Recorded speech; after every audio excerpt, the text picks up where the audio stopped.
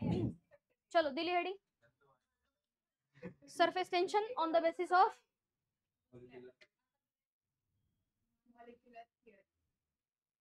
कोणाला दिसत नाही ये समृद्ध पुढे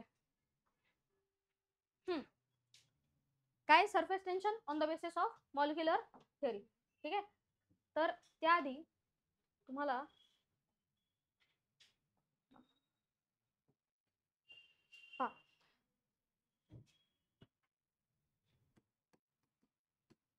इंटरमॉलिक्युलर फोर्सेस म्हणजे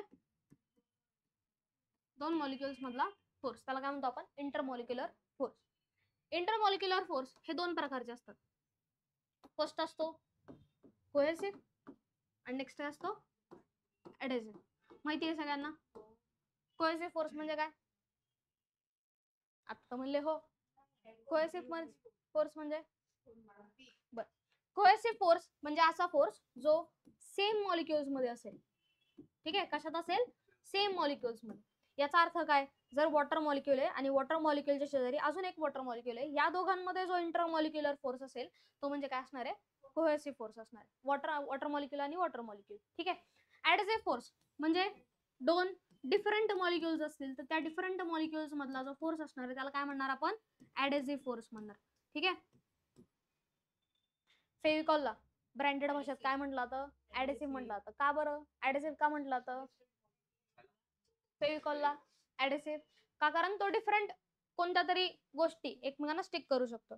सेम सेम तर करूच शकतो, बट डिफरंट गोष्टी पण एकमेकांना स्टिक करू शकतो, म्हणून त्याला काय म्हटलं जातं? ऍडेसिव्ह. दोन डिफरंट मॉलिक्युल्स मधला जो फोर्स असेल त्याला काय म्हणणार आपण? ऍडेसिव्ह फोर्स म्हणणार. म्हणजे जर एक वॉटर मॉलिक्युल असेल आणि दुसरा जर एअर मॉलिक्युल असेल तर ह्या दोघांमधला जो फोर्स असणार आहे तो काय असणार आहे? ऍडेसिव्ह फोर्स असणार आहे. समजलंय का? एक काय असणार आहे कोहेसिव्ह फोर्स, एक असणार आहे ऍडेसिव्ह फोर्स. समजलंय नक्की? समजलंय. मग आता काय स्टडी करायचंय? Surface tension on the basis of molecular theory. आता मॉलिक्युलर थिअरी आधी समजून घ्यायची, नंतर सरफेस टेन्शन आपोआप समजेल त्यातून. ठीक आहे, हे लिहून घ्या रे, हे लिहून घ्या म्हणजे कोडता येईल.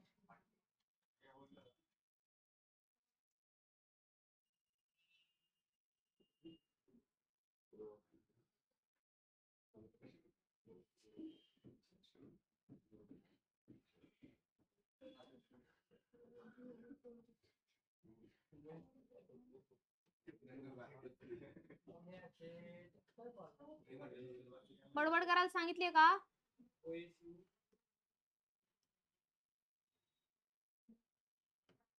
बोला.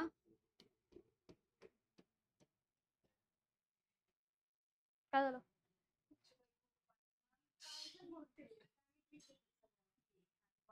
फेविक्विक देते, फेविकॉल. वाव, फेविक्विक, फेविकॉल.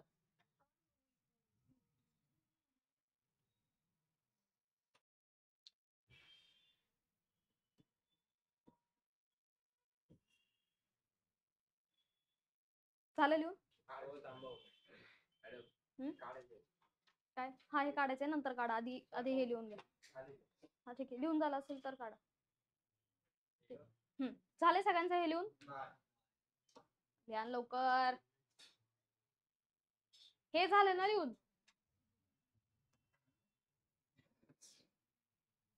आता खोडलंय मी.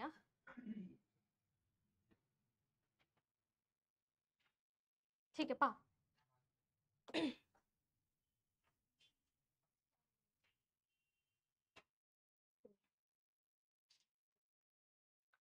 ठीक आहे, काय केलं? तीन मॉलिक्युल्स कन्सिडर केलं. एक ए मॉलिक्युल, बी मॉलिक्युल आणि सी मॉलिक्युल. तीन मॉलिक्युल मध्ये डिफरन्स काय? की ए मॉलिक्युल जो आहे तो अर्धा पाण्यात आहे आणि अर्धा हवेत आहे. ठीक आहे, वरती काय एअर आहे, खाली काय वॉटर. ठीक आहे, इथे आहे वॉटर, वरती आहे एअर. ठीक आहे, ए मॉलिक्युल जो आहे तो अर्धा पाण्यात आहे, अर्धा कुठे आहे? एअर मध्ये. बी मॉलिक्युल जर पाहिला तर बी मॉलिक्युल कसा आहे की बी मॉलिक्युल, बी, सी नाही, बी मॉलिक्युल कसा आहे? 1/3 पाण्याच्या खाली आहे आणि बाकीचा 2/3 कसा आहे? पाण्याच्या बाहेर, म्हणजे एअर मध्ये. ठीक आहे, म्हणजे हा त्याच्यापेक्षा कमी पाण्यात आहे. ठीक आहे, आणि इथे काय? सी मॉलिक्युल जो पूर्ण काय? पूर्ण डेप्थ आहे वॉटर मध्ये. हे समजलंय का? हे समजलंय का? मग आता कोणावर कोणता फोर्स लागतो ते फाइंड करायचंय. आता सी मॉलिक्युल वर जर पाहिलं, सी मॉलिक्यूलच्या आजूबाजूला काय येते, फक्त वॉटर मॉलिक्युल्स. याचा अर्थ सी मॉलिक्युलवर जो काही फोर्स लागणार आहे तो कोणामुळे लागणार आहे, वॉटर मॉलिक्यूल. बरोबर. सी मॉलिक्यूल पण काय वॉटरचाच आहे. याचा अर्थ त्या वॉटर मॉलिक्यूल आणि वॉटर मॉलिक्यूल मध्ये कोणता फोर्स असणार आहे, कोहेसिव्ह की ऍडिसिव्ह, कोहेसिव्ह फोर्स. बरोबर. कोहेसिव्ह फोर्स हा काय असतो, सी मॉलिक्युल्स मधला फोर्स. हा सी मॉलिक्यूल काय आहे, वॉटरचा मॉलिक्यूल. त्याच्या आजूबाजूला काय आहेत, अजून वॉटर मॉलिक्युल्स आहेत ना. बरोबर. म्हणजे याच्यात आणि या वॉटर मॉलिक्युल्स मध्ये काय असणार आहे, कोहेसिव्ह फोर्स असणार आहे. ठीक आहे. मग काय होईल, इथला मॉलिक्यूल याला इकडे अट्रॅक्ट करेल, हा याला इकडे, इकडे, असे सगळे मॉलिक्युल्स एकमेकांकडे काय करतील, ते अट्रॅक्ट करतील. आणि नेट फोर्स जो लागणार त्याच्यावर तो काय होणार, झिरो. नेट फोर्स कसं काय झिरो होतो, जर हा मॉलिक्यूल आहे, या मॉलिक्यूलच्या आजूबाजूला बाकीचे मॉलिक्युल्स प्रत्येक जण त्याच्या त्याच्या डिरेक्शनने काय करतंय, खेचतंय. बरोबर. हा फोर्स याला कॅन्सल आउट करेल, हा फोर्स याला कॅन्सल आउट करेल, हा याला कॅन्सल आउट करेल. म्हणजे प्रत्येक फोर्स एकमेकांना काय करतो, कॅन्सल आउट करतो. आणि नेट कोहेसिव्ह फोर्स जो याच्यावर लागणार आहे तो काय येणार, झिरो. सी मॉलिक्यूलवर नेट कोहेसिव्ह फोर्स काय येणार, झिरो. ठीक आहे. म्हणजे काय, जर एखादा व्यक्ती आहे तो मध्ये असा उभा आहे आणि त्याला इकडून एक फ्रेंड खेचतोय आणि इकडून एक फ्रेंड खेचतोय, दोघांचाही जर फोर्स इक्वल असेल, ठीक आहे, तर काय होणार आहे, नेट फोर्स काय झाला, झिरो. तो एकाच जागेवर राहणार ना. याचा अर्थ याचा पण काय होतं, नेट फोर्स काय होतो, झिरो. का, कारण सगळे आजूबाजूला काय आहेत, वॉटर मॉलिक्युल्स आहेत. ठीक आहे. आणि ते एकमेकांकडे खेचत आहेत, म्हणून काय होतं, नेट कोहेसिव्ह फोर्स झिरो होऊन जातो. ठीक आहे. मग सी मॉलिक्यूल साठी काय लिहू शकतो आपण, for molecule C net cohesive force काय येतो,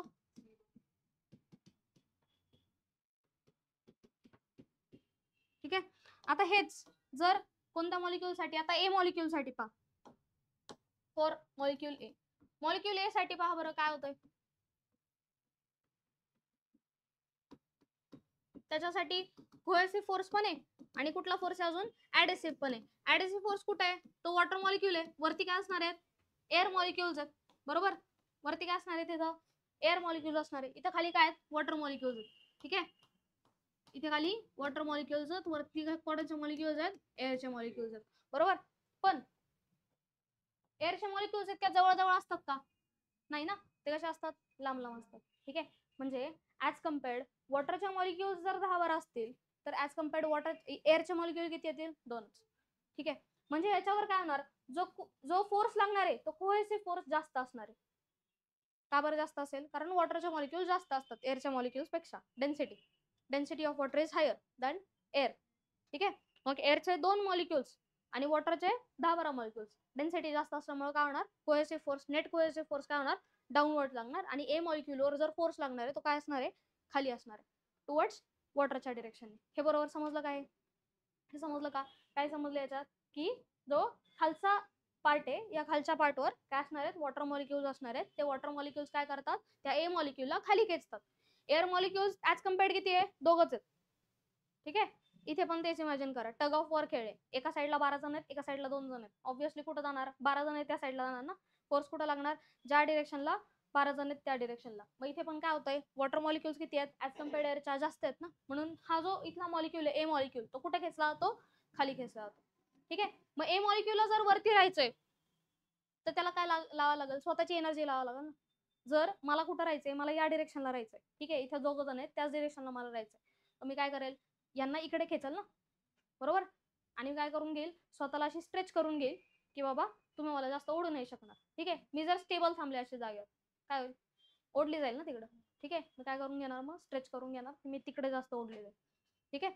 मग हा ए मॉलिक्यूल काय करतो, ए मॉलिक्यूल स्वतःची काहीतरी पोटेन्शियल एनर्जी वापरतो. ठीक आहे. स्वतःची काहीतरी पोटेन्शियल एनर्जी वापरतो आणि स्वतःला स्ट्रेच करतो. आणि तीच स्ट्रेच्ड मेम्ब्रेन म्हणजे काय असते, सरफेस टेन्शन. ठीक आहे. सरफेसवर असणारं टेन्शन चालू आहे ना वरती. ठीक आहे. मॉलिक्यूलला वरती राहायचं, काय चालू आहे, टेन्शन चालू आहे. ठीक आहे.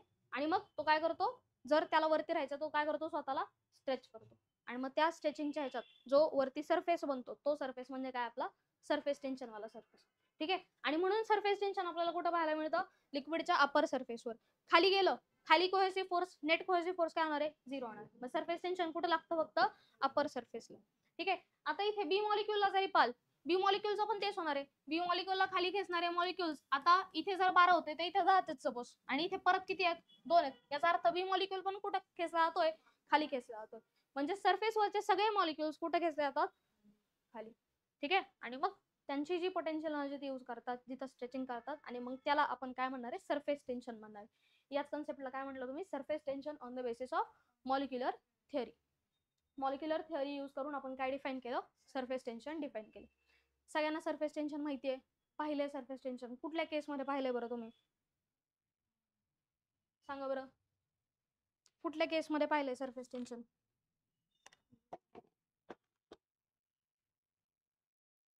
सांगा ना, एखादं एक्झाम्पल सांगा, सरफेस टेन्शन ज्या ठिकाणी लागतं तिथे.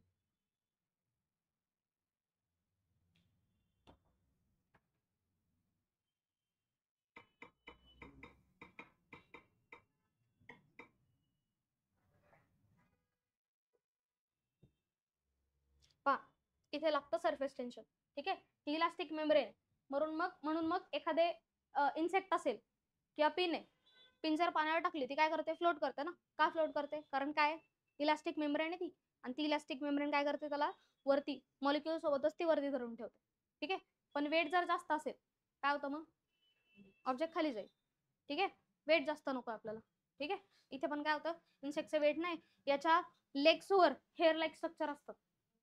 ठीक आहे, ते हेअर लाईक स्ट्रक्चरमुळे तो काय करतो, वरती बॅलन्स आउट करून घेतो. ठीक आहे, तर हे काय एक्झाम्पल सरफेस टेन्शनचं. इथे जर पाहिलं तर इथे स्ट्रेच मेम्ब्रेन वाटते ना, ती रबर सारखं असं काहीतरी स्ट्रेच केलेलं वाटतंय ना, तेच म्हणजे काय, सरफेस टेन्शन. पिन जर पाण्यावर सोडली तरी पण काय होतं, ते पण एक्झाम्पल कायचं आहे, सरफेस टेन्शनचं. समजलंय का सरफेस टेन्शन, नक्की समजलंय, काय डाऊट आहे सरफेस टेन्शन मध्ये, नक्की, ठीक. हा, याच्यावर काय होतं मग, for molecule A net force कुठे असतो, डाऊनवर्ड. ठीक आहे, आणि मग फॉर मॉलिक्यूल, कुठला मॉलिक्यूल, बी, नेट फोर्स कुठे येतो परत, डाऊनवर्ड्स. Net force downwards. हे समजलंय का, ठीक. पुढे पहा, सरफेस टेन्शनची डेफिनेशन आहे ती पहा. Surface tension T is defined as the tangential force acting per unit length on the both sides of the imaginary line drawn on the free surface of liquid. म्हणजे लिक्विडचा surface आहे, या लिक्विडच्या सरफेसवर जर आपण एक पिन टाकली, ठीक आहे, पिन निडल जर त्याच्यावर टाकली तर काय होईल, याच्यावर काय लागणार आहे, फोर्स लागणार आहे, किंवा त्या इलास्टिक मेम्ब्रेनमुळे तो कुठे स्ट्रेच राहणार, वरती. ठीक आहे, ती इलास्टिक मेम्ब्रेन आताच पाहिले आपण, इलास्टिक हे असं काहीतरी स्ट्रक्चर दिसतं ना, बरोबर. मग याच्यावर जो नेट फोर्स लागतोय त्याला काय म्हणणार आपण, surface tension per unit length, याला काय म्हणणार, सरफेस टेन्शन. ठीक आहे, मग सरफेस टेन्शनला कसं डिफाइन केलं, force per unit length. Surface tension is defined as tangential force acting per unit length, त्याला काय म्हणणार तुम्ही, सरफेस टेन्शन. त्या युनिट लेंथवर किती फोर्स लागतोय, ठीक आहे, युनिट लेंथवर किती फोर्स लागतोय तो म्हणजे काय येणार आपला, सरफेस टेन्शन. ठीक आहे, समजलंय का, युनिट लेंथवर किती फोर्स लागणार त्याला काय म्हणणार. जे तुला काय होतं असेल, काय गुदगुल्या करतोय काय तू, हसतोय मगापासून, जय, फोर्स पर युनिट लेंथ, हे समजलं का. मग आता याच्या डायमेन्शन्स काढायचे किंवा युनिट काढायचे, युनिट काय येईल बरं, न्यूटन पर मीटर. युनिट कसं काढणार, फोर्सचे युनिट काय आहे, न्यूटन, लेंथचे युनिट मीटर, म्हणजे युनिट काय आलं, न्यूटन पर मीटर. हे समजलंय का, युनिट आलं न्यूटन पर मीटर. आता डायमेन्शन्स काढायचे,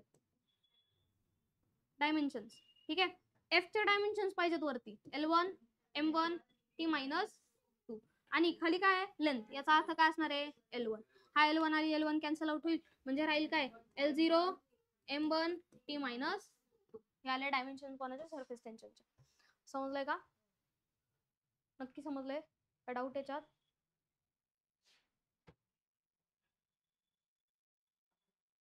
हा, हा क्वेश्चन पहा जरा. A beaker of radius 15 centimeter is filled with liquid of surface tension. Surface tension दिलंय आणि बीकरचं रेडियस दिलेलं आहे. ठीक आहे, बीकर आहे, त्या बीकरचं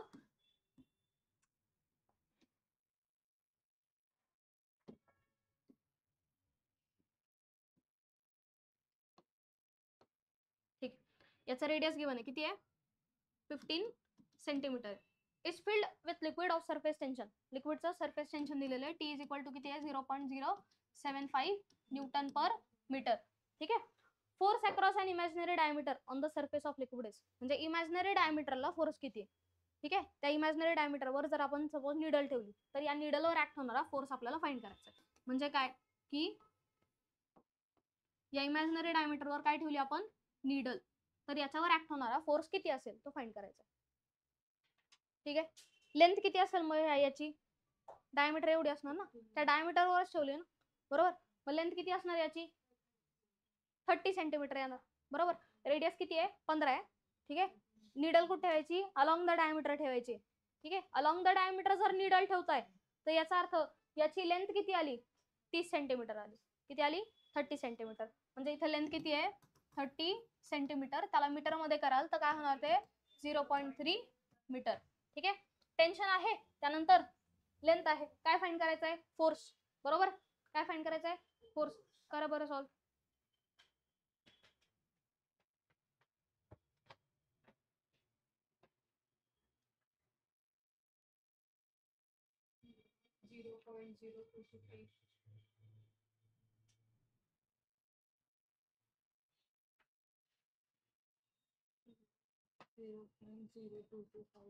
ठीक.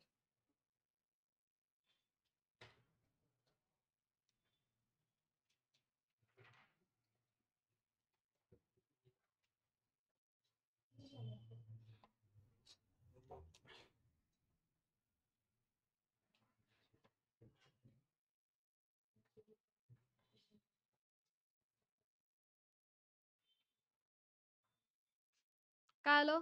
0.0225 आणि त्याला 10⁻⁴ पॉवर मध्ये कन्वर्ट करा बरं. पॉईंट फर्स्ट डिजिट नंतर आला पाहिजे. पॉईंट फर्स्ट डिजिट नंतर आला पाहिजे. तर 10 हा 2.25 इंटू 10⁻⁻². मुलांचं झालंय का? कसं काढला? फॉर्म्युला काय होता? Surface tension is force upon area. मग फोर्स इज इक्वल टू काय येईल? Tension into length. Sorry, force upon length. तर टेन्शन इंटू काय येणार? ती लेंथ. टेन्शन किती आहे? 0.075 आणि लेंथ किती आहे? 0.3 लेंथ. ठीक आहे. 0.3 लेंथ. मग याचं मल्टिप्लिकेशन केलं तर काय येतं?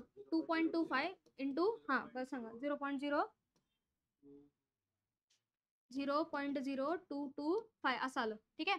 पॉईंट हा जर मी इकडे शिफ्ट केला, ठीक आहे, इंटू काय होणार? मग 10⁻⁻² होणार. याचा अर्थ 2.25 इंटू 10⁻⁻² आणि फोर्स म्हटल्यानंतर युनिट काय येणार?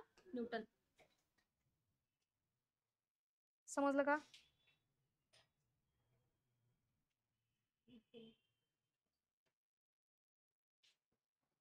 झाले का?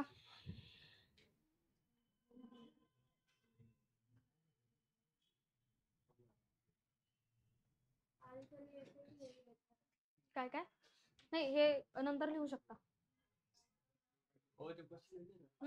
नाही थांबा, नंतर लिहा. 1 मिनिट लक्ष द्या. आता 1 मिनिट लक्ष द्या. आता आपण काय केलं? पहिलं काय टाकत होतो आपण? निडल टाकत होतो, बरोबर. निडल टाकत होतो, करेक्ट. आता काय करायचं?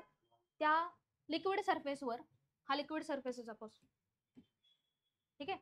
या लिक्विड सरफेसवर जर एक सर्क्युलर रिंग टाकली तर लेंथ काय घेणार बरं त्याची? कोणत्या लेंथवर फोर्स लागतोय? 2πr. काय घेणार? 2πr. लेंथ का 2πr घेतली? आता सर्कम्फरन्स आहे ना तो. ठीक आहे. म्हणजे फोर्स कुठं कुठं लागणार आहे? इथे लागणार आहे ना फोर्स. सरफेस टेन्शन मुळे ही जी वायर आहे, ही वायर कुठं स्ट्रेच होणार आहे? त्याशी होणार आहे ना. म्हणजे हे कुठं लागतोय? फोर्स कुठं लागतोय? अलॉंग द सर्कम्फरन्स लागतोय. ठीक आहे. पण बाहेर पण एक सर्कम्फरन्स आहे आणि याच्यात जर पाहिलं तर आतमध्ये पण एक सर्कम्फरन्स आहे. याचा अर्थ इथे जी लेंथ घेणार, इथे पण आहे ना. ठीक आहे. इथे जी लेंथ घेणार ती लेंथ इज इक्वल टू काय येणार आहे? 2 इंटू 2πr. समजलं का? आता थिन निडल टाकली. थिन निडल टाकल्यानंतर काय होणार आहे? लेंथ त्याच्या लेंथला इक्वल येणार आहे. बट जर ती निडल अशी असेल तर काय होईल बरं? या लेंथवर पण लागतोय फोर्स आणि खालच्या लेंथवर पण लागतोय. खाली पण असणार आहे ना लेंथ, वरती पण आहे. याचा अर्थ इथे काय घेणार? 2 टाइम्स L घेणार. ठीक आहे. हे समजलंय का? समजलंय? राहील नक्की लक्षात. क्वेश्चन आहे का बघते, नाही तर क्वेश्चन देते पाहू. बरं हे झालं, हे समजलंय का? हे लक्षात राहू दे फक्त. हा, काय आता factors affecting surface tension. Surface tension कशा कशावर डिपेंड करतं. ठीक आहे. आता डे टू डे लाईफ मध्ये आपण सरफेस टेन्शनचा खूप जास्त यूज करतो. पाण्यात डिटर्जंट टाकतो किंवा मग क्लोथ्स वर लिहिलेलं असतं कोल्ड वॉश रेकमेंडेड, असं वाचलंय कधी? कोल्ड वॉश रेकमेंडेड असं लिहिलेलं असतं. त्यानंतर डिटर्जंट कसं यूज करायचं, सॉफ्ट यूज करायचं असं लिहिलेलं असतं. ठीक आहे. तर हे जे याचा रिझन काय की तुमचं जे फॅब्रिक आहे ते खराब नको व्हायला. ठीक आहे. मग फॅब्रिकची जी डिपेंडन्सी आहे ती कशावर आहे? सरफेस टेन्शनवर. ठीक आहे. पहा काय, Wien soluble substance such as common salt is dissolved in water, surface tension of water increases. Surface tension काय होतो? इंक्रीज होतो. सरफेस टेन्शन इंक्रीज होतो याचा अर्थ वॉटरवर असणारा डाऊनवर्ड फोर्स काय होतो? इंक्रीज होतो. ठीक आहे. सरफेस टेन्शन इंक्रीज होतो म्हणजे काय होतं? वॉटरवर असणारा डाऊनवर्ड फोर्स इंक्रीज होतो. हे आत्ता फक्त लक्षात ठेवा. काय लक्षात ठेवणार तुम्ही? जर इम्प्युरिटी कशी टाकली? सोल्युबल, तर सरफेस टेन्शन काय होतो? इंक्रीज, वाढतो. ठीक आहे. When a sparingly soluble substance such as detergent is mixed with water, surface tension of water decreases. ठीक आहे. sparingly soluble म्हणजे अर्ध सोल्युबल अर्ध इनसोल्युबल. ठीक आहे. sparingly soluble जर इम्प्युरिटी टाकली, sparingly soluble सबस्टन्स टाकला तर काय होतो? Surface tension decreases. आणि इनसोल्युबल जरी टाकली तरी पण काय होतो? डिक्रीज होतो. इनसोल्युबल इम्प्युरिटी जरी टाकली तरी सरफेस टेन्शन काय होतो? डिक्रीज होतो. आता याचं ऍप्लिकेशन पाहूया थोडं. ठीक आहे. कसं होतं ते? As temperature increases surface tension decreases. Temperature जर इंक्रीज झालं, टेम्परेचर जर वाढलं तर सरफेस टेन्शन काय होतं? कमी होतं. ठीक आहे. Surface tension of liquid becomes zero. Temperature वाढलं,